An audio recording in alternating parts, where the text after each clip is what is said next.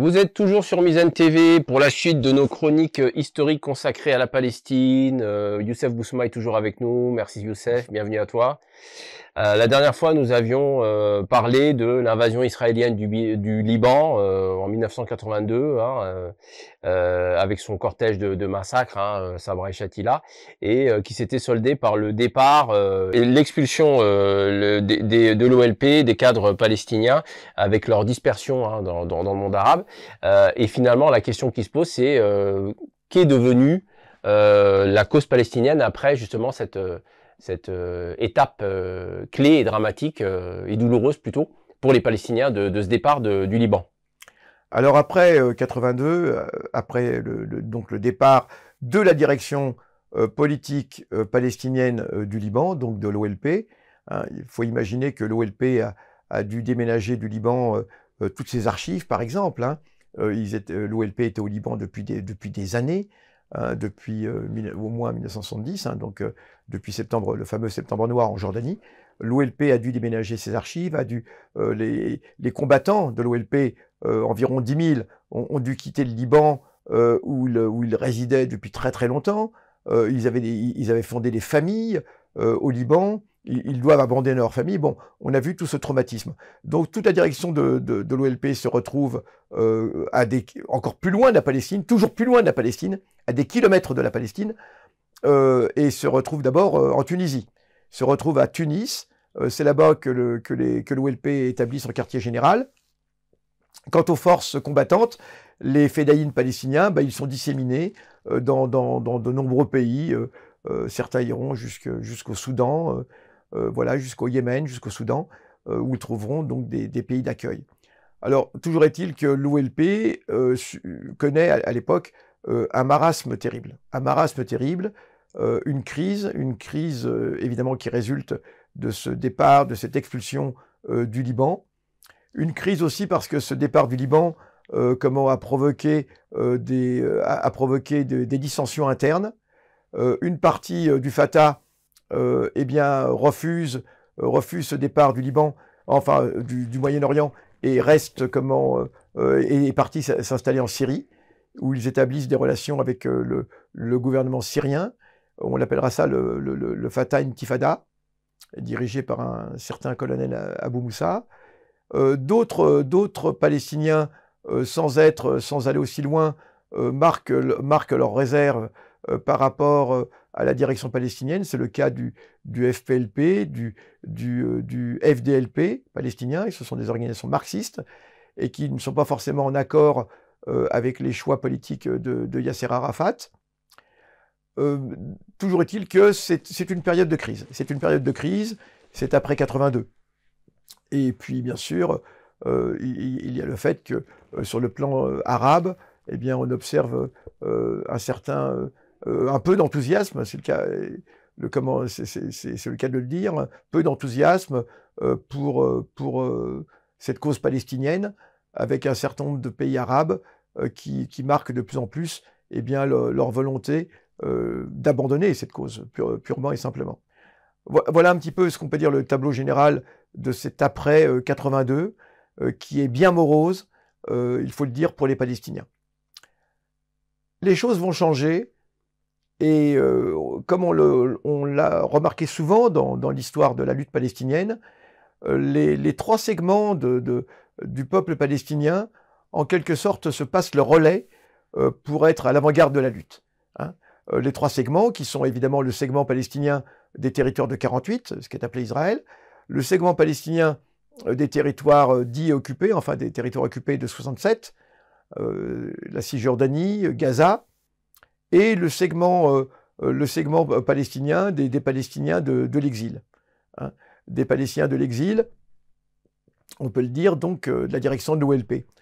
Et ces trois segments, la direction de l'OLP, et donc des combattants, de la force combattante palestinienne, qu'on appelait, et particulièrement celle du Fatah, qu'on appelait la Asifa, la tempête, au départ, mais qui maintenant est constituée surtout d'une force d'une force combattante qui a donné ce qu'elle avait à donner lors de l'invasion du Liban en 82. Hein. Et donc, ce sont tous ces combattants dont j'ai parlé qui sont disséminés dans tout le monde arabe maintenant.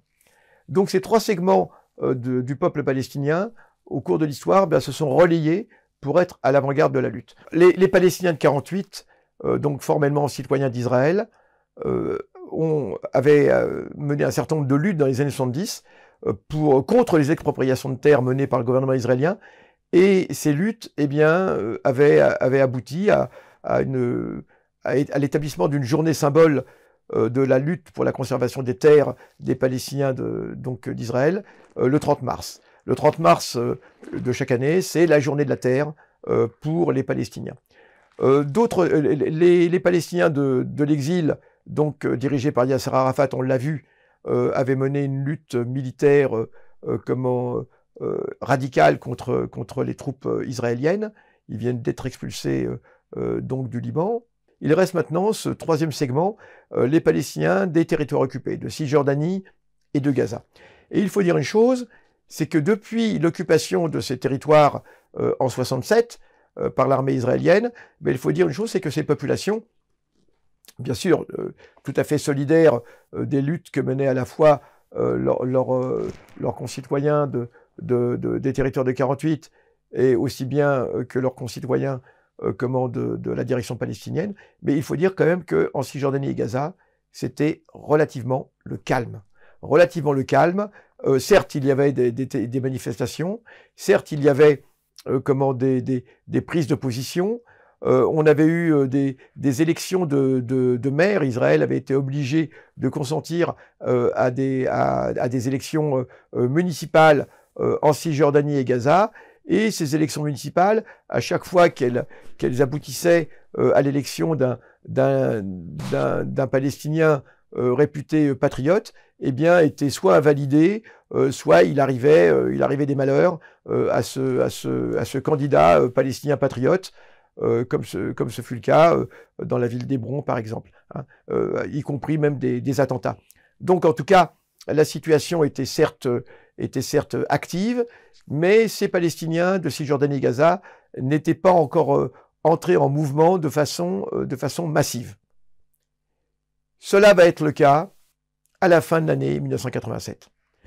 Tout le monde sentait que la tension était perceptible, que ces Palestiniens de Cisjordanie et Gaza, bien sûr, avaient vibré à l'unisson avec leurs frères du Liban, leurs frères des autres territoires de Palestine occupés.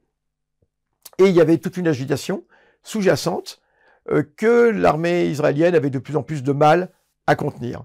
Hein, une agitation montante.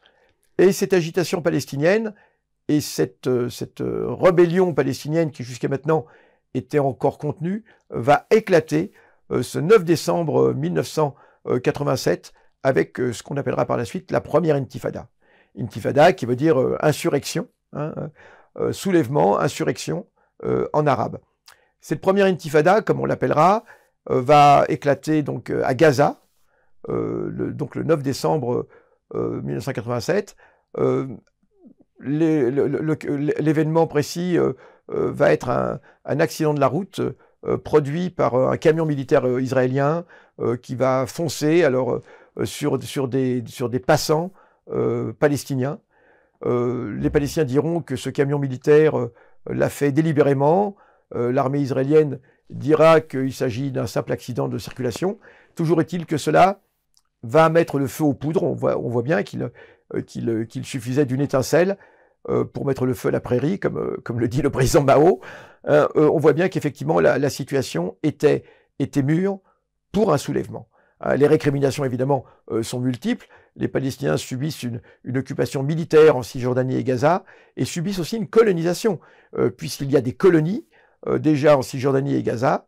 Il y a des colonies et évidemment, cette population palestinienne subit non seulement une occupation militaire, un déni de souveraineté, mais aussi subissent un apartheid.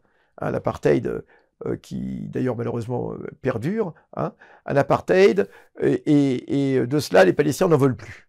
De cela les Palestiniens n'en veulent plus. Alors les organisations palestiniennes sont évidemment nationalistes sont évidemment interdites.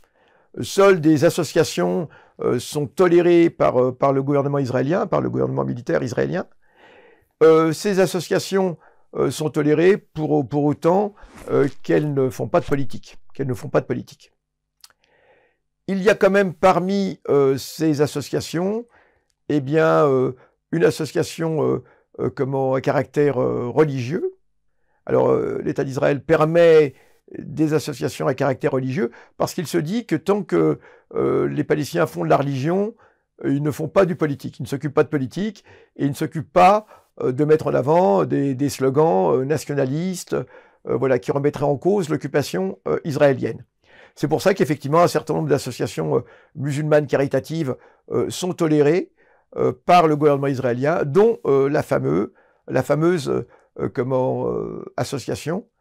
organisation Hamas. Hein. C'est le moment où cette organisation connaît ses premiers développements, et on l'a laissé se développer effectivement parce qu'on pense qu'elle va faire pendant aux organisations nationalistes liées à l'OLP, liées à Yasser Arafat. L'avenir nous montrera qu'il n'en est pas, qu'il n'y va pas ainsi. En tout cas, le gouvernement israélien tolère un certain nombre d'organisations, d'associations d'organisations, à caractère caritatif, notamment des organisations religieuses. Parmi celles-ci, il y a bien sûr celle qu'on connaîtra sous le nom de Hamas par la suite. Et cette association, évidemment, va prendre une grande importance à la faveur de cette première intifada, parce qu'il semble que les passants qui ont été renversés par ce camion militaire israélien étaient liés à l'organisation qui s'appellera donc Hamas par la suite. Voilà un petit peu ce qu'on peut dire sur les développements de cette première intifada. Cette intifada, rappelons-le, ce soulèvement sera entièrement pacifique. À aucun moment les Palestiniens ne feront usage d'armes à feu. Certains l'appelleront l'intifada des pierres. Hein. Je ne trouve pas le terme tout à fait approprié. En tout cas, ce sera une succession de manifestations qui vont embraser toute la Cisjordanie et Gaza, et où effectivement les jeunes affrontent l'armée israélienne avec des pierres. Mais il n'y a pas que, il ne faut pas réduire cette première intifada aux pierres, hein. Mais en tout cas, toujours est-il que ce soulèvement va permettre une nouvelle avancée dans la lutte palestinienne, une prise de conscience générale que le peuple palestinien refuse l'oppression, où que ce soit dans les territoires de 48, que ce soit dans l'exil, symbolisé par Yasser Arafat et l'OLP, son OLP qui est devenue ambulante hein, désormais, mais aussi dans les territoires occupés de Cisjordanie et Gaza. Et c'est une prise de conscience, c'est une intifada qui va être organisée clandestinement, avec une direction unifiée qui regroupe toutes les principales organisations palestiniennes. Alors on retrouve pratiquement les mêmes organisations que celles qui constituent l'OLP, hein, aussi bien des organisations à référents nationalistes que des organisations à référents marxistes. Il n'y a pas d'organisation à référents religieux dans l'OLP, c'est un fait. Mais la direction unifiée du soulèvement de l'intifada va évidemment intégrer des associations au moins sous couvert à référents religieux, dont notamment Hamas, hein, ce qu'on connaîtra par la suite sous le nom de Hamas. En tout cas, cette direction unifiée, eh bien, elle a à sa tête des patriotes palestiniens, réputés proches de l'OLP, réputés proches de Yasser Arafat. Et cette direction unifiée, eh bien, elle se charge d'organiser des manifestations dans tous les territoires occupés, Cisjordanie et Gaza, mais aussi des systèmes d'entraide.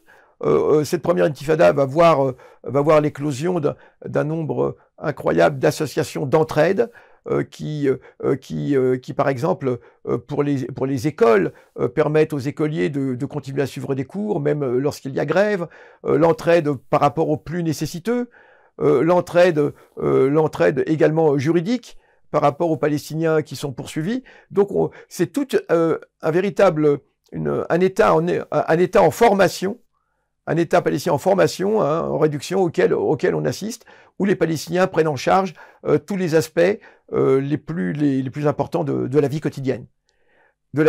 Hein. Et malheureusement, cette intifada, si elle est pacifique en ce sens que les jeunes Palestiniens affrontent l'armée israélienne qu'avec des pierres, l'armée israélienne très rapidement va passer des balles plastiques, comme on dit, hein, qui malgré tout peuvent être létales dans certains cas, aux balles militaires, aux munitions militaires. Et ça va être un véritable carnage. Un véritable carnage. On parle de centaines, d'abord de centaines de martyrs, puis de quasi de milliers entre les morts et les blessés. Le décompte exact du nombre de morts, puisque tout dépend jusqu'à quand on date cette première intifada. Formellement, elle va durer jusqu'à 1993, jusqu'aux accords d'Oslo. Mais ce seront évidemment des milliers de Palestiniens qui vont être soit tués, soit blessés grièvement, et principalement des jeunes. Ce sont les jeunes qui affrontent l'armée israélienne dans les rues. On aura des images absolument terribles de ces affrontements. On aura même ce fameux moment où la direction israélienne, notamment un certain Rabin, le ministre Rabin, eh bien, commandera à ses soldats, le ministre des Armées commandera à ses soldats d'attraper les Palestiniens jeteurs de pierres et de leur briser les os. Et cela sera filmé par des Palestiniens qui filmeront effectivement des soldats israéliens qui, ayant attrapé des jeunes lanceurs de pierres, eh bien, ont cassé le bras, littéralement, sous les caméras. Cette scène est connue, hein, on la retrouve sur le web. Donc, obéissant aux ordres de Rabin, le but était de terroriser les Palestiniens, ces jeunes Palestiniens, et de les amener à arrêter leur manifestation. Alors, cette intifada, elle va connaître un grand succès parmi les Palestiniens, bien sûr, mais aussi dans le monde entier. Et on peut dire que le monde entier va connaître la cause palestinienne grâce à cette première intifada. Alors certes, ils la connaissaient, mais les anciennes générations, mais les nouvelles générations dans le monde ne connaissaient pas forcément ce qu'était la cause palestinienne. Et on peut dire que c'est vraiment avec cette première intifada que le monde entier va connaître à nouveau la cause palestinienne, qu'il y a un peuple palestinien, il y a un peuple palestinien opprimé, il y a un peuple palestinien qui veut se libérer, et il y a un peuple palestinien qui s'est organisé pour se libérer. Et ces images de jeunes affrontant l'armée israélienne avec un courage absolument inégalé vont faire le tour du monde. Et ça correspond aussi à l'irruption d'un grand nombre de télés satellitaires, ne l'oublions pas. Donc ça va être répercuté dans le monde entier.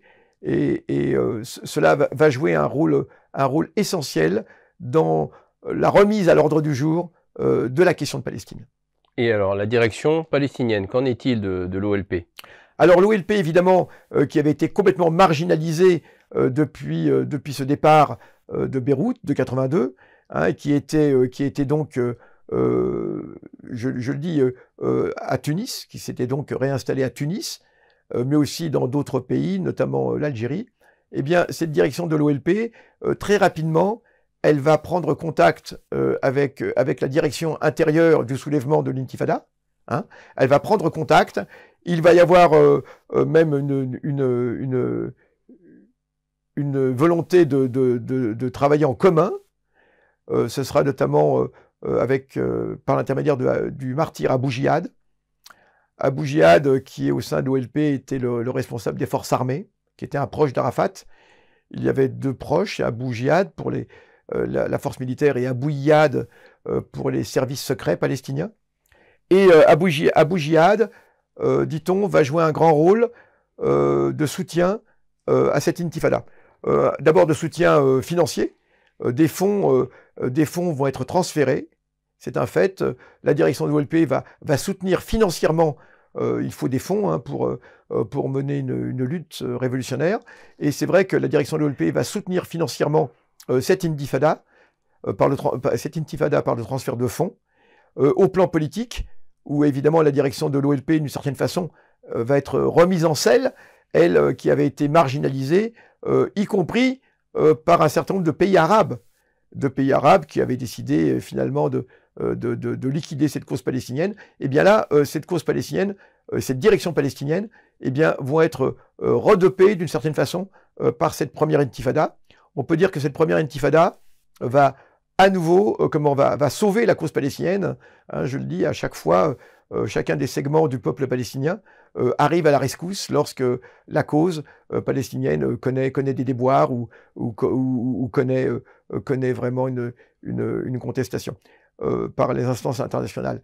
Il est évident que cette première intifada, donc qui débute en décembre 87, est une aubaine pour la cause palestinienne et aussi pour la direction palestinienne de l'OLP, on l'a dit, qui est donc maintenant installée à Tunis et qui va décider de tenir son CNP à Alger, son Conseil national palestinien. Le Conseil national palestinien, c'est l'équivalent du Parlement du peuple palestinien. Ce sera donc les 18e et 19e sessions qui se tiendront respectivement en avril et au mois de novembre 1988. Alors le CNP palestinien, c'est le Parlement du peuple palestinien, c'est l'instance qui est de décision du peuple palestinien et qui en fait définit les grandes directions stratégiques que le peuple palestinien doit prendre pour la réalisation de ses objectifs nationaux. Alors ce CNP rassemble non seulement des partis politiques palestiniens, les organisations politiques palestiniennes, bien sûr, le Fatah d'Arafat, le FPLP du Dr Habash, le FDLP de Naïef Hawatmeh et toutes les autres, mais aussi des associations. Mais aussi des associations du peuple palestinien, parce que le peuple palestinien, c'est un peuple, on va dire, dont les instances sont en exil, et il y a quantité d'autres associations qui représentent la jeunesse, les femmes, etc. Donc, ce CNP doit se tenir à Alger, dans la foulée et avec l'énorme, audience que cette première intifada a donnée à la cause palestinienne.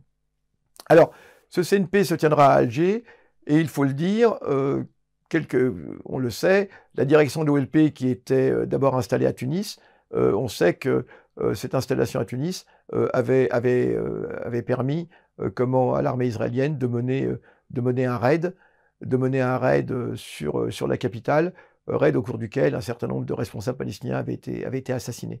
Alors cette fois-ci, on choisit Alger. Alger est un peu plus loin que Tunis, et le gouvernement algérien, pour assurer la protection de ce CNP, on peut dire, n'a pas lésiné sur les moyens.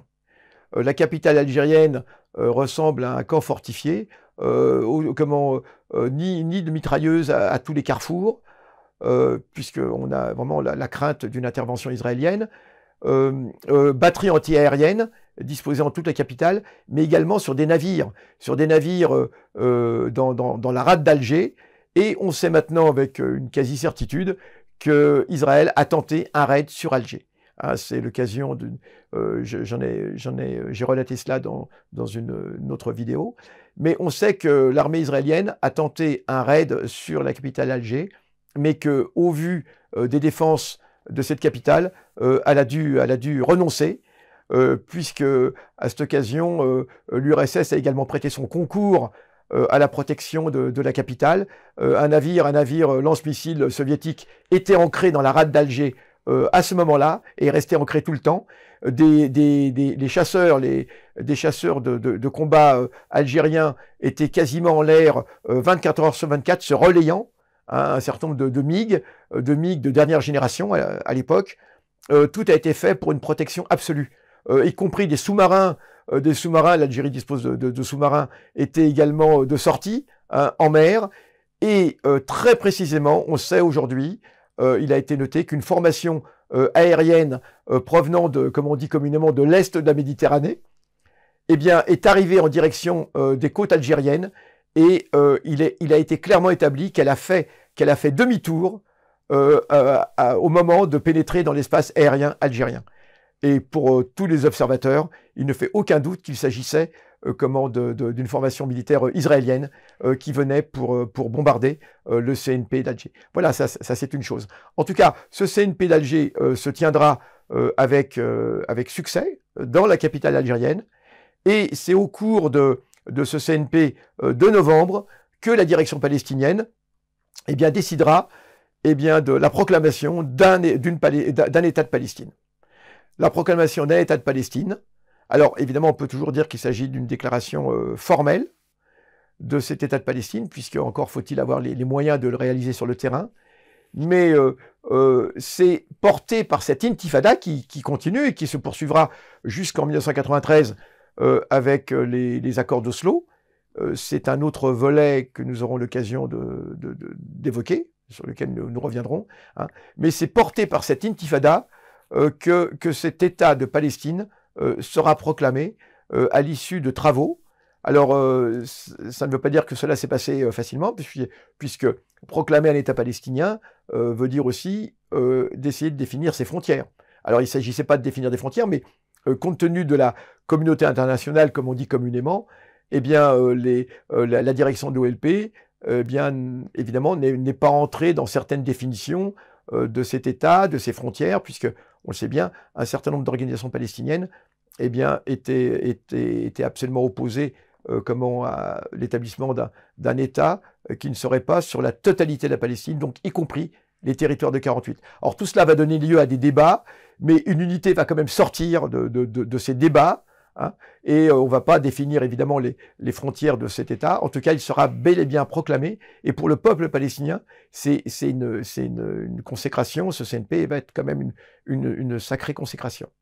Merci Youssef donc pour ce décryptage au cours duquel on a parlé donc de cette première intifada qui prendra fin formellement en 1993 avec toute cette étape capitale aussi du CNP d'Alger que tu rappelais et donc c'est première intifada qui aboutira finalement aux accords à la conférence de Madrid et aux accords d'Oslo que nous verrons dans une prochaine chronique. Voilà. Merci à tous nos auditeurs pour leur fidélité et à très bientôt sur Mizan TV.